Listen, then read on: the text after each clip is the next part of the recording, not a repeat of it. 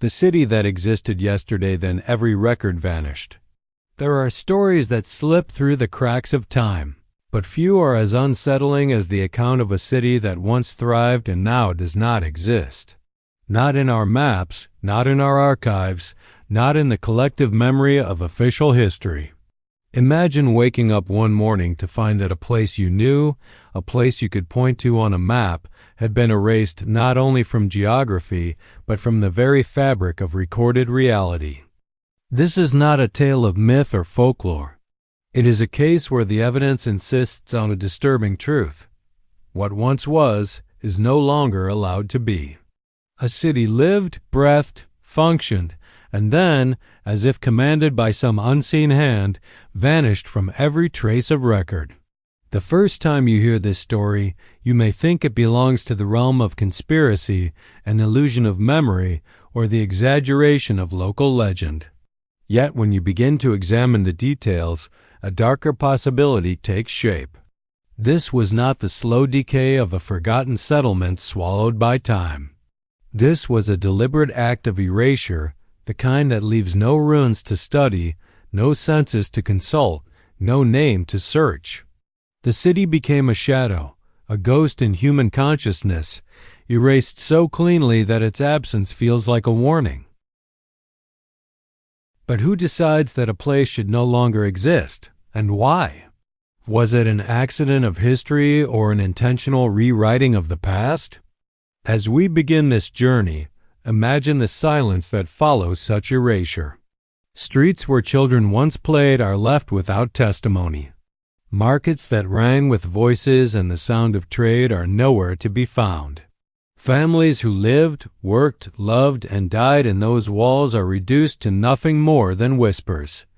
Yet those whispers persist. A few still remember. Old maps bear faint scars where once a name was inscribed, now scratched out or replaced. Stories circulate among elders who swear that the city stood, who insist they visited it, who claim they lived near it. These accounts collide with the chilling reality. Official history denies its existence. This is where our exploration begins. Between memory and denial, between evidence and silence. What you are about to hear is not fiction. It is not a ghost story meant to frighten. It is a historical riddle that forces us to ask a terrifying question. If a whole city can vanish without a trace, what else has been erased? How much of the world we think we know is built upon a foundation of omissions, of secrets carefully hidden from view? Tonight, we will search for the fragments that remain. We will examine the maps, the testimonies, and the records that survived the purge. And in doing so, we will attempt to resurrect a city the world insists never existed. Before a city can vanish, it must first be acknowledged. The story begins not in silence, but in records that once recognized this place as real, alive, and undeniable. Old maps, printed when cartographers traced the known world with care, contained its name. Atlas pages turned by scholars and travelers revealed its coordinates. Newspapers, long forgotten in dusty archives, referenced its markets, its streets, its people. Even letters exchanged between merchants spoke of journeys that led through this settlement as if it were no different from any other town of its time. These fragments remind us that what was erased was once accepted as fact. The first signs are subtle, but they are there. In a weathered atlas from the early 20th century, the city is marked with a neat line of ink, its placement clear among other recognizable locations. Yet in newer editions, only a blank space remains. The name is gone as though the land itself had never been inhabited. When historians question these inconsistencies, they find not corrections, but contradictions. Why would a cartographer include a town that supposedly never existed?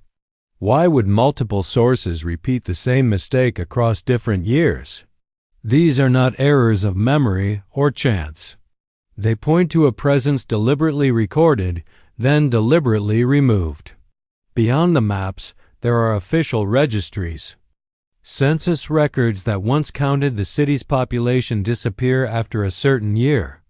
Trains that listed the town as a stop in their schedule suddenly omit it, as if passengers never boarded or departed there.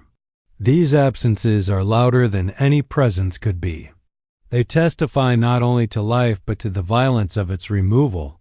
Because a place must first exist to be erased, and these traces are the fingerprints left behind by an eraser that could not sweep everything away. But perhaps the most haunting evidence comes from personal accounts. A merchant's diary describes traveling through the city, noting the goods exchanged, the faces encountered, the streets walked. His words are not grandiose. They are ordinary, routine, almost dull. And yet, in their banality lies the greatest proof. People do not invent the mundane. They do not fabricate the price of bread, the width of a street, the weather on a specific morning. These details are lived, not imagined. His diary still exists, preserved in a private collection, though scholars debate its authenticity only because it names a city the world denies. Step by step, the first signs emerge as quiet resistance against the silence imposed by history. Maps once carried the city's name. Records once counted its inhabitants. Diaries once noted its streets. These fragments are not enough to reconstruct a full picture, but they are sufficient to ignite doubt in the official story. Doubt is dangerous. It spreads. If one city can be erased, what other truths lie buried beneath the authority of the written record? The existence of these fragments forces us to confront a possibility more unsettling than disappearance itself. Someone, somewhere, decided that this city was not meant to survive in memory. The first signs of existence remind us that what has been denied was once undeniable. They stand as small cracks in the wall of silence, openings through which the light of truth still filters. And as we examine these cracks, we must prepare ourselves for what comes next, the moment when the city not only ceased to exist on paper, but vanished entirely from the world it once inhabited.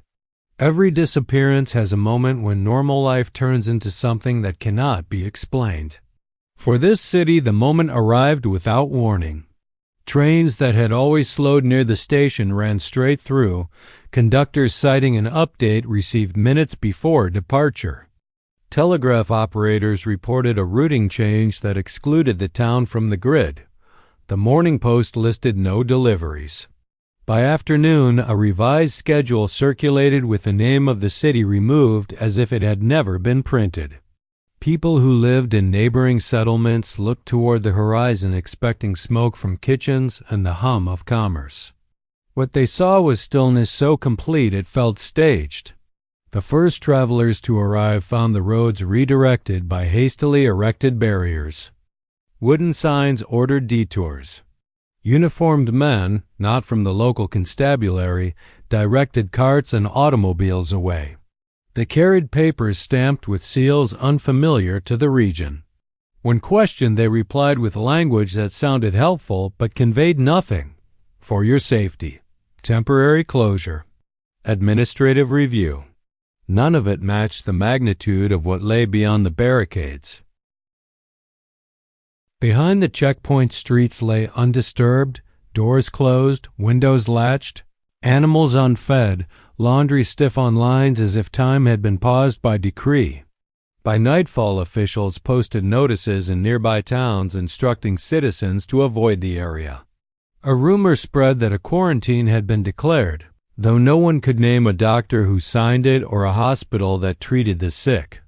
Another rumor insisted a geological hazard had opened beneath the foundations. The ground showed no fresh scars. The river ran as it always had. The sky offered no ash, no storm, no omen. Silence became the prevailing fact, heavier than proof yet harder to argue with than any proclamation. At the administrative level, the vanishing accelerated. Registry clerks received orders to review and correct entries. Correction meant removal. Census ledgers that once counted households acquired gaps. School records lost the pages that listed a cohort of children by name and age. A set of tax rolls returned from central offices with entire columns trimmed away. Librarians were visited by men who requested certain indices for inspection. The cards that referenced the city did not return to their drawers. Those who asked why were told the catalog must reflect reality. Reality, it seemed, had been edited. Cartographers were the most affected, yet the least willing to speak. Map houses issued errata sheets altering coordinates along a corridor that previously included the city. New plates were engraved with meticulous care and sold to ministries and schools. Teachers unfolded crisp atlases before classes and saw a familiar blankness where a label had been. Some noted the difference. Most taught the lesson at hand. Children learned the shape of a world without the town that their parents could still describe. An erasure hidden in plain sight gained strength from repetition. Each new edition hardened the revision into truth. Eyewitnesses confounded the process. A merchant who had crossed the city the week prior swore under oath that he purchased wheat and oil at the central market. He could identify the stall by its chipped counter and the seller by a streak of white in his beard. A seamstress described her regular trip to a client on a street lined with fig trees and lanterns. A driver recalled refueling at a pump that sputtered before catching. None of these recollections were grand. Their precision made them dangerous. When testimonies persisted, officials allowed that mistakes occur in busy lives. Memory is unreliable. Confusion spreads quickly. The argument soothed those who wish to be soothed. In the absence of an acceptable cause, the city acquired an aura of prohibition. Road crews maintained the detours long after the stated reasons expired. Local newspapers that attempted to investigate found their articles spiked during layout. Editors explained that space was limited or that the subject had been judged unhelpful. A regional broadcaster sent a team to film. Their footage was never aired. The anchor then reported on a harvest festival 2 towns over and ended the program with a recipe for apple cake. Domestic normalcy covered the hole in the record like a well-placed rug. Within weeks, property deeds referencing the city were reissued with new boundaries. Owners discovered that parcels once adjacent to the town now bordered unassigned land. The bank accepted the documents without comment. Insurance claims were assessed according to the latest maps.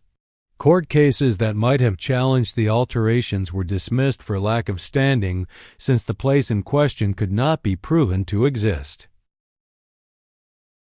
Legal language performed the final act of erasure with impeccable manners. What remained on the ground was mundane and chilling. A set of rails lifted from their sleepers and stacked along a siding. A warehouse sealed with riveted plates. A schoolhouse with desks arranged as if awaiting pupils who would never return. The bells of the church hung quiet, ropes coiled neatly. Little sign of panic, little sign of disaster. The impression left on those who managed to look closely was not of ruin but of interruption. Life had been paused and the world had been instructed to look away.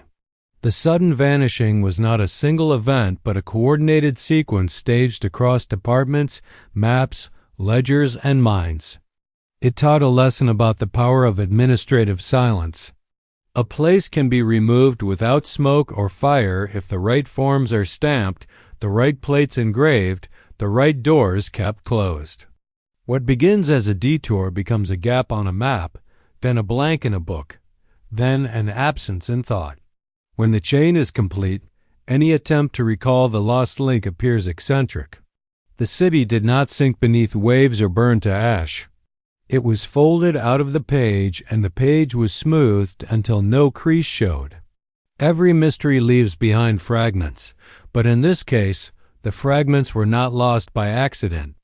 They were taken. Archives once filled with records, maps, census rolls, and correspondence began to show scars where knowledge had been cut away. Librarians remember drawers that once held index cards for the city. One day those cards were requested for inspection. They never returned. The official explanation was always routine: updates, corrections, reorganization. Yet when the catalogs came back, the references were gone. The gaps were neat, deliberate, and absolute. In government offices, the same pattern unfolded. Census books that stretched across decades revealed subtle revisions. Where once entire families were listed with their addresses, those lines had been struck, whole pages missing as if torn with precision. The handwriting of clerks remains visible in faint indentations, proof that names were once written there, though the ink has vanished. When questioned, administrators insisted the ledgers reflected reality. If a city no longer existed, then the records could not be permitted to contradict that truth. The archives were not documenting history. They were rewriting it. Private collections fared no better. A professor who kept an atlas in his study swore that it once displayed the town, complete with coordinates and terrain details. When he showed the book to colleagues years later, the map had been reprinted without warning, its plates altered by publishers, the city's name excised. Those who still possessed earlier versions were visited by representatives of the printing house and encouraged to trade their obsolete editions for corrected ones. Many accepted. A few who resisted claimed their copies were later stolen. The act of erasure extended to photographs. In regional archives, boxes of images from the early century are meticulously labeled. Markets, parades, landscapes, festivals. Yet the photographs where the city should appear are missing. Entire sleeves are empty, their labels intact, a silent declaration that something was once here and no longer is. Archivists often whisper about a night when the boxes were opened by strangers with official badges. The next morning the shelves looked the same, except lighter, as if their contents had been selectively thinned. And then there are the newspapers. Bound volumes in local libraries skip certain editions. Dates exist, headlines survive, but specific articles referenced by older readers cannot be found. An elderly man recalls reading of a mayoral election in the lost city, the names of candidates printed clearly in ink. Today that page is gone. The newspaper claims no such issue was ever produced. The memory of the reader stands alone against the silence of the archive. What makes the erased archive so chilling is the thoroughness. It is not the absence of one document, but the coordinated removal across multiple sources. The maps, the census, the newspapers, the photographs, each tells the same story by not telling it at all. The silence is louder than any single piece of evidence. A conspiracy theory could be dismissed, but the pattern cannot. What was once abundant has been methodically trimmed, leaving only suspicion where certainty once lived. For a city to vanish physically is one kind of mystery. For its memory to be systematically deleted is another, more dangerous form. It implies intention. It implies control. Someone wanted the city forgotten and took steps to make that forgetting possible. Yet the more carefully they erased, the more visible their fingerprints became.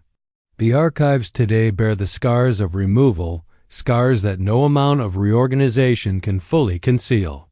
This chapter forces us to confront a deeper question. If the guardians of history can adjust memory so easily, what else has been shaped, trimmed, or erased without our knowledge? How many more silences have been written into the pages we trust? When archives fall silent, memory often becomes the last line of resistance. Despite official records denying the city ever existed, voices still rise to contradict that verdict.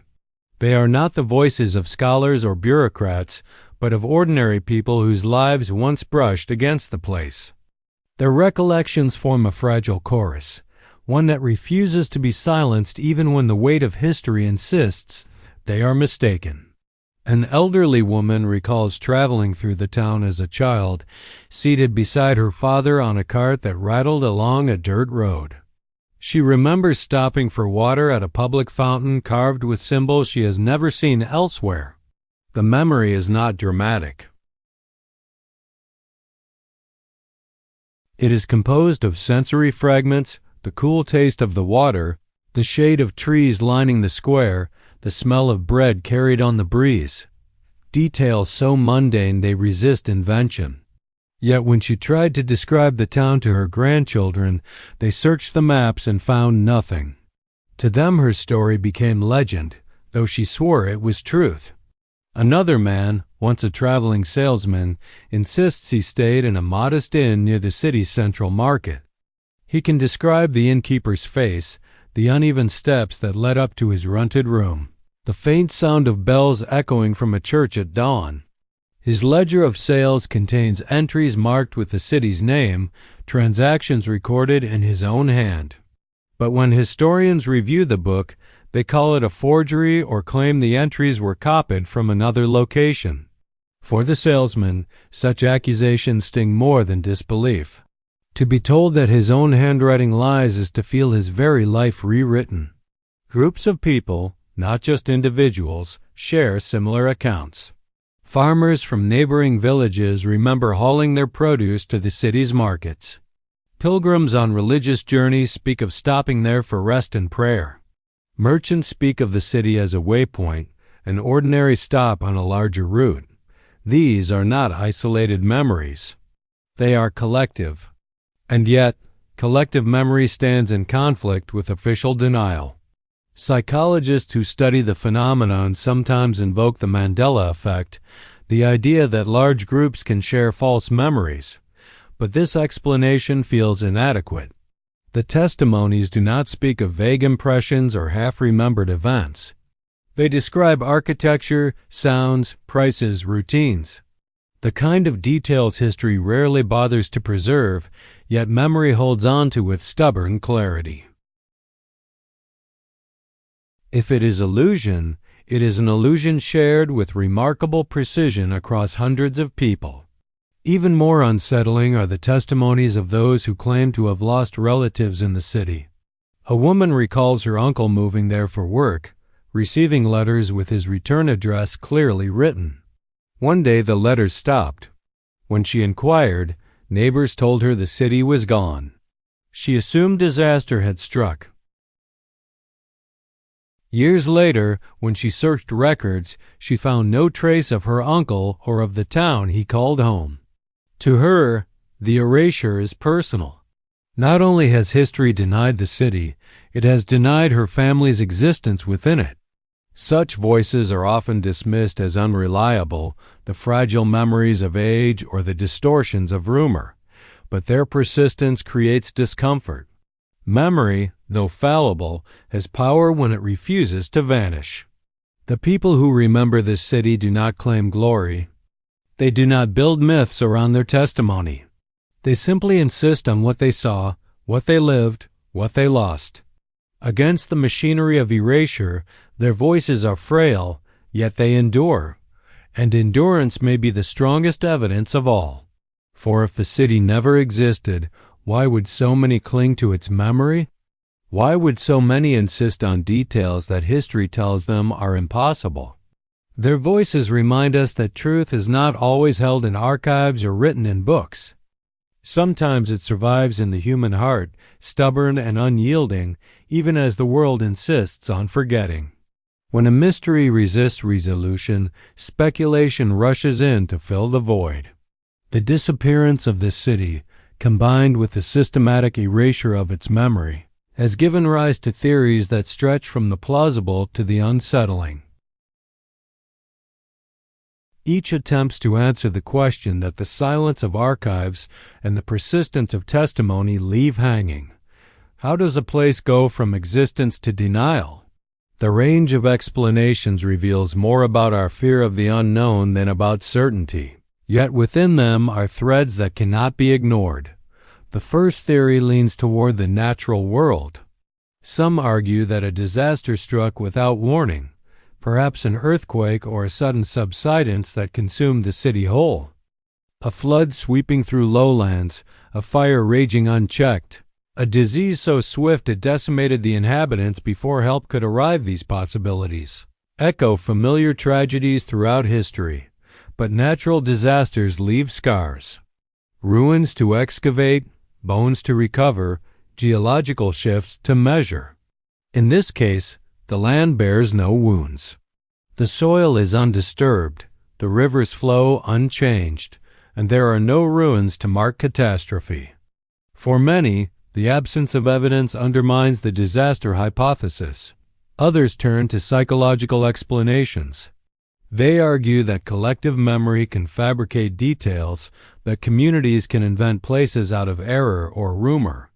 Over generations, a name misplaced on a map, a misheard story, or a fabrication repeated enough times might congeal into the illusion of a city that never was. This is the realm of false memory, a phenomenon documented in other contexts. Yet the sheer consistency of testimony here, the same streets, the same markets, the same landmarks described by unrelated witnesses, pushes the limits of coincidence. If it is illusion, it is a remarkably coordinated one. Then there are those who point toward the realm of politics and power. This theory suggests that the city was deliberately erased because it held secrets too dangerous to survive. Perhaps it was home to a movement deemed subversive by the state, a hub of resistance or ideology that threatened prevailing authority. To remove such a place from maps and archives would not only silence its people, but also prevent future generations from knowing it existed. Erasure as punishment, erasure as control. Historical precedents abound where regimes have attempted to blot out rivals, their names forbidden, their monuments destroyed. But to erase a city entirely, down to its cartographic footprint, suggests a degree of organization and determination rarely seen. A darker interpretation claims the city was erased not for its politics, but for its knowledge. There are whispers that within its libraries or temples existed records contradicting accepted history, discoveries that question the narrative taught in schools, perhaps even technologies or artifacts that defied explanation. If true, the removal of the city would be an attempt to protect orthodoxy, to preserve the version of reality convenient to those in power. In this version, erasure is not punishment but containment. The city is not destroyed for what it did but for what it knew. Finally, a more enigmatic possibility emerges, that the city was never erased in a physical sense, but shifted into a state inaccessible to us. Folklore speaks of places that slip into shadow, towns that appear and disappear according to rhythms we do not understand. Portals, dimensional shifts, parallel realities. These explanations belong more to myth than to history, yet they endure because they offer the only answer that fits the scale of the mystery. If the city did not die and was not erased, perhaps it simply moved beyond our reach. Each theory has its supporters and its flaws. None fully satisfies the evidence, yet together they illustrate the limits of our comprehension. What is certain is that something extraordinary occurred. Too many testimonies, too many altered records, too many silences converge around this void. Theories may divide, but the mystery unites them in one chilling conclusion. The disappearance was not ordinary. Whether by nature, illusion, authority, or forces beyond imagination, this city crossed the line from presence to absence in a way history struggles to explain. Erasure is never perfect. No matter how meticulous the effort, fragments always escape, slipping through cracks left by human hands. In the case of this city, those fragments are faint but stubborn. They exist as scars in paper, traces in stone, and whispers in collections that were overlooked or deemed insignificant. To those who search with patience, the city is not entirely gone. It lingers like a shadow cast on the wall of history, visible only when the light strikes at the right angle. One of the most compelling clues lies in a forgotten drawer of a regional museum. Inside, a map dating from the late 19th century marks the city clearly, positioned between two rivers that still flow today. The map is authentic, its paper browned with age, its ink faded but undeniable. Next to it sits a later edition, nearly identical. Yet the city's name has been scraped away, the fibers of the parchment frayed where the blade removed the word.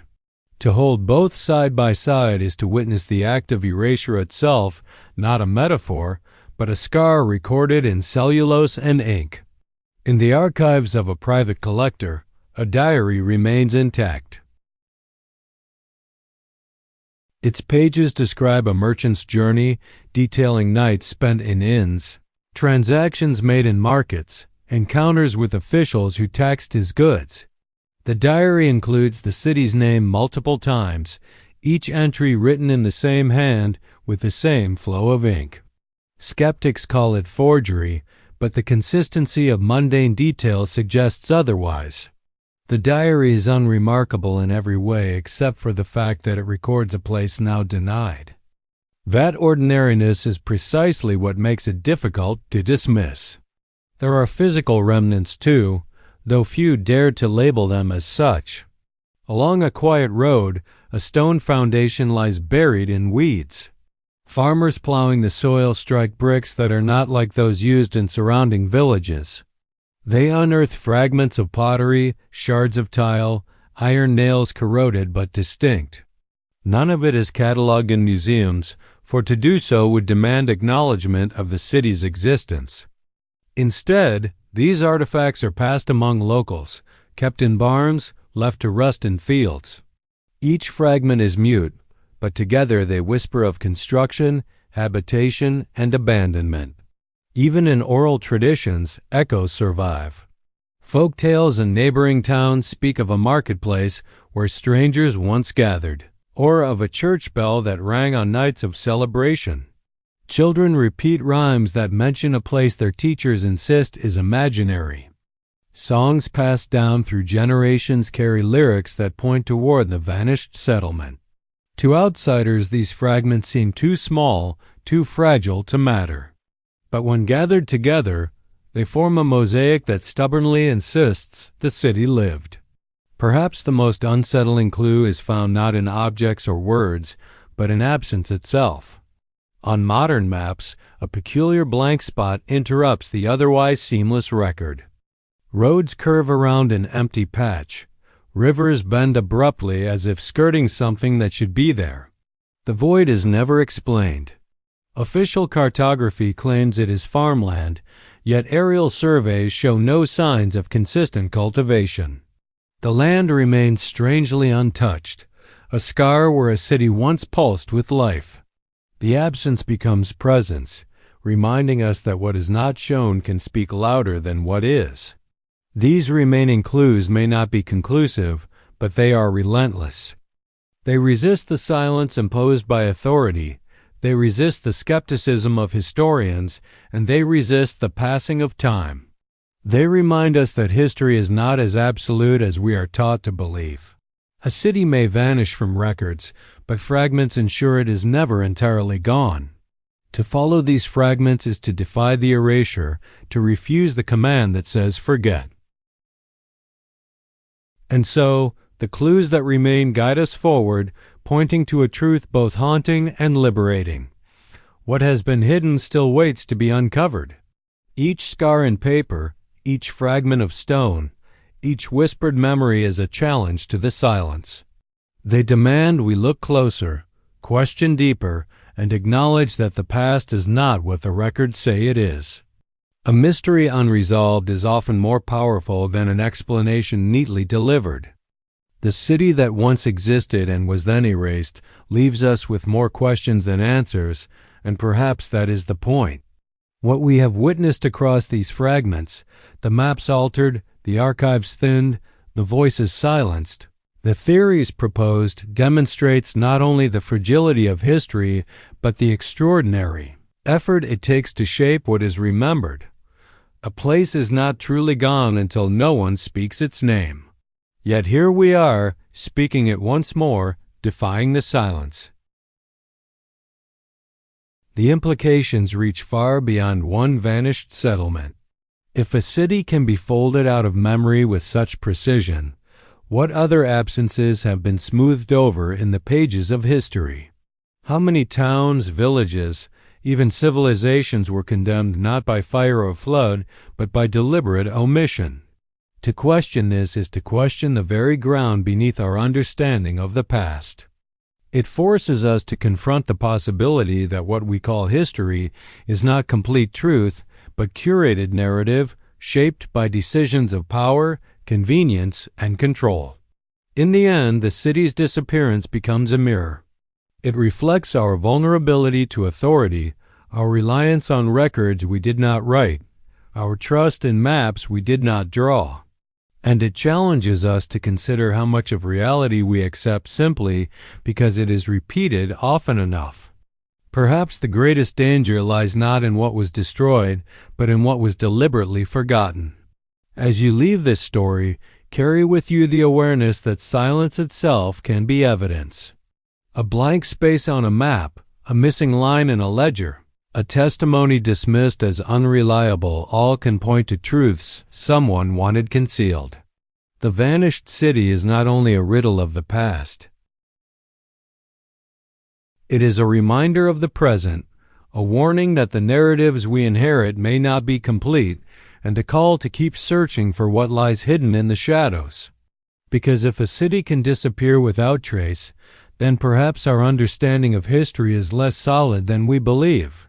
And if truth can be erased once, it can be erased again. To resist that erasure is to listen to the whispers, to trace the scars, to honor the fragments that remain.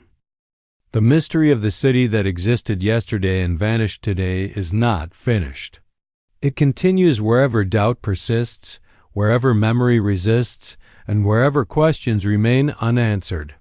This was the journey through silence, denial, and resistance. And though the city itself may never return to maps or archives, its story endures. You have heard it. You carry it now. And in carrying it, you ensure that what was meant to be forgotten will not vanish entirely, because some truths do not die. They wait. They wait for eyes willing to see, for voices willing to speak, for seekers willing to search. And so the search continues.